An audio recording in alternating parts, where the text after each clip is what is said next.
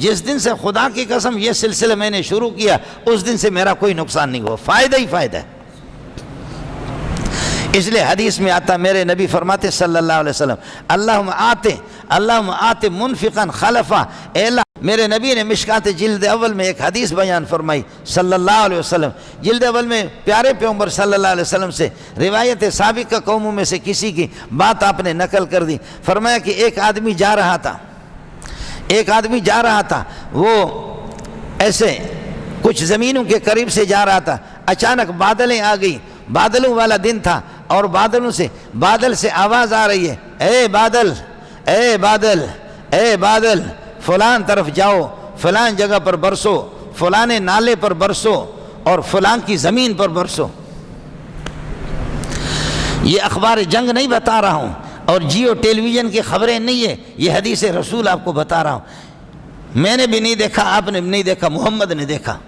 مجھے اور آپ کو اطلاع نہیں، محمد کو اطلاع ملی، وہی محمد رسول اللہ مجھے اور آپ کو بتا رہا ہے۔ فرمایا کہ ایک بندہ جا رہا تھا، اچانک آواز آ گئی بادلوں سے، اے بادلو فلان طرف چلے جاؤ، اے بادلو فلان جگہ پر برسو، فلان کی زمین پر برسو۔ اس بندے کا نام بادلوں سے، اوپر سے آواز آ رہی ہے بادلوں سے۔ یہ خدا کا بندہ، یہ بھی کوئی اللہ والا بندہ تھا۔ یہ اس طرف جیسے بادلوں نے اس جانب، جیسے کہ واٹر بورڈ ہے، بادلوں نے اس جانب، وہاں ایک بڑا سا نالا اور ایک ندی تھی، اس پر زیادہ برسنا انہوں نے شروع کر دیا۔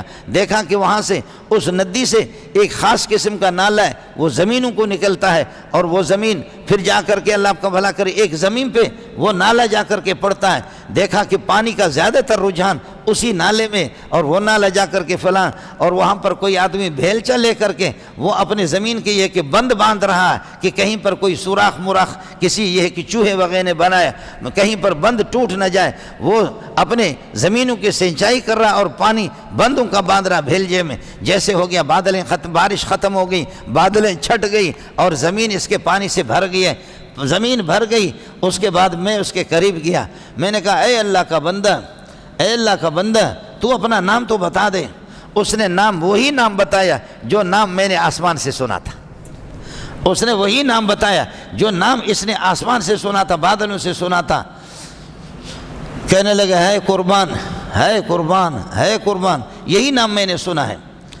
تو اس نے کہا کہ کیا ہے ماجرا، کیا ہے، مجھے سمجھ میں نہیں آ رہا، تو میرے پیچھے لگا ہوا، نام بھی اپنا بتا دے اور یہ کر دے۔ میں نے نام بتا دیا تو حیران ہو گیا، کہنے لگا یار اصل بات آپ کو بتا دوں، میں یہاں ان بادلوں پہ، اس دن پہ میں کھڑا ہوں، لیکن بادلوں سے میں نے آواز سنی، اے بادلوں چلو فلان جگہ پر برسو، فلانے نالے پر برسو، فلان کی زمین پر برسو۔ نام آپ کا بار بار لیا جا رہا تھا، میں بھی اس طرف میں نے اپنا رخ کیا، چلتے چلتے میں نے آپ کو پا لیا۔ مجھے یہ بتاؤ کہ کیا بات ہے کہ تیرا نام بادلوں سے بھی، اب بھی آج بھی بادلیں نام لے رہی ہے، لیکن مجھے اور آپ کو سنائی نہیں دیتا۔ اس کے لیے ابو بکر عمر چاہیے، اس کے لیے محمد چاہیے۔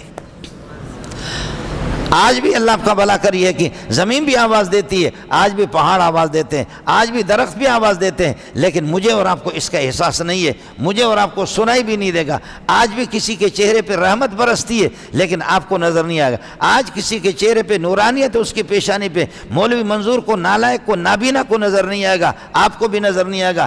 آج بھی کسی کے چہرے پر لعنت برستی ہے، اس کے لیے ابو بکر، عمر، عثمان چاہیے، اس کے لیے انبیاء چاہیے، اس کے لیے اللہ آپ کا بھلا کریے کہ محمد رسول اللہ چاہیے۔ تو خیر اس بندے نے اس کو کہا یار بات تو یہ بتا دے، بادلوں سے تیری آواز آ رہی تھی، چکر کیا ہے، چکر کیا ہے کہ تیری آواز بادلوں سے آ رہی تھی؟ اور پھر میں آ گیا، آپ سے میں ملا، اور یہ کہ آپ کی زمین کو اللہ نے آباد کیا، بات کیا خدا واسطے بتا دے، کون سا عمل ہے، کون سی خوبی ہے، کون سا کمال ہے تیرے اندر کہ جو اس طریقے پر آسمانوں پہ، بادلوں پہ بھی آپ کا نام سنا جا رہا ہے۔ کہنے لگے بھائی جان آپ کو کیا بتاؤں، جب جس وقت میری زمین کی پیداوار پیدا ہوتی ہے، میرے زمین کی پیداوار اور باغ یا فصلیں جب میری تیار ہوتی ہے، ایک حصہ غریبوں کو دیتا ہوں، ایک حصہ غریبوں کو دیتا ہوں، ایک حصہ گھر پہ خرچ کرتا ہوں، ایک حصہ زمین پہ لگاتا ہوں۔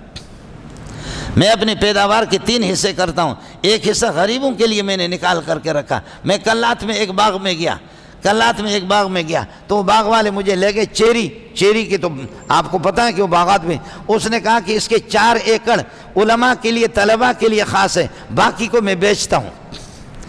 عشر الگ دیتا ہوں، لیکن یہ 3-4 ایکڑ میں نے طلباء کے لیے، دینداروں کے لیے، غریبوں کے لیے، علماء کے لیے۔ میں نے کہا کس چکر میں تو پڑا ہے؟ مولویوں کے پیچھے کی 4 ایکڑ کے باغ مولویوں کے لیے، باقی 15-20 ایکڑ ہے کتنا وہ اس کی پیداوار کو تو بیچتا ہے۔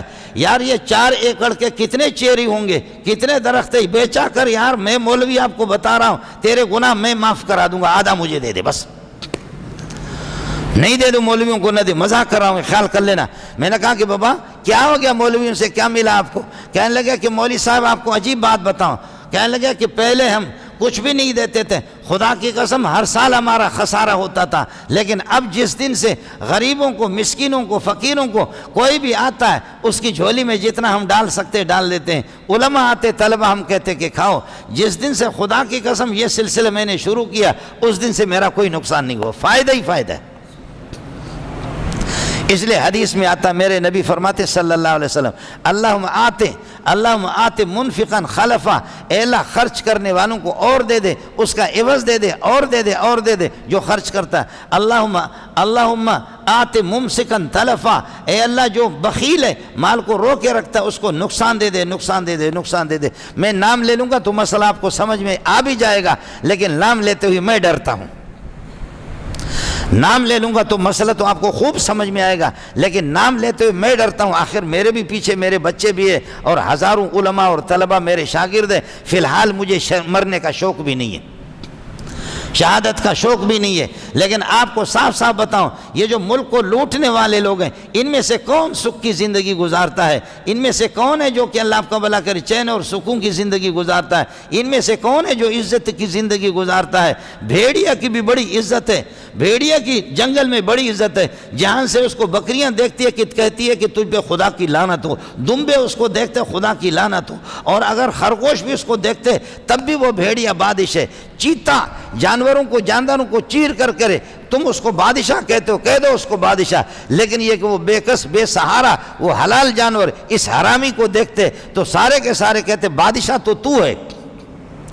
ظاہر ہے کہ شیر حلال تو نہیں ہے نا، یا حلال ہے؟ شیر حلال تو نہیں ہے، شیر حرام ہے۔ اس حرامی کو جو بھی دیکھتا ہے، چاہے ہرن اس کو دیکھے یا ہرنی دیکھے، یا بکرا دیکھے یا بکری اس کو دیکھے، خرگوش اس کو دیکھے، جس قسم کے جانور، دمبا دمبی، بکرا بکری، گائے بیل، جو بھی شیر کو جنگل کا بادشاہ ہم نے اس کو قرار تو دیا، لیکن پھر بھی وہ حرام ہے، اس کا گوشت بھی حرام ہے بھی حرامی ہے، لیکن بادشاہ وہ بن گیا ہے، لیکن پھر بھی اس کی عزت کسی کی نگاہوں میں نہیں ہے۔ سارے جانور بھاگتے ہیں، اس پر لعنتیں بھیجتے ہیں، ہمارے بزور بازو چیر چیر کر کے ہم پر مسلط ہوتے ہیں، لیکن ہم اسی طرح دل میں ان پہ لعنت بھیجتے ہیں، اور تو کچھ نہیں کر سکتے۔ السلام علیکم جی دوستو، آپ نے دیکھا اور سنا شیخ مولانا منظور مینگل صاحب کو کہ شیخ مولانا منظور مینگل صاحب کیا بیان فرما رہے تھے۔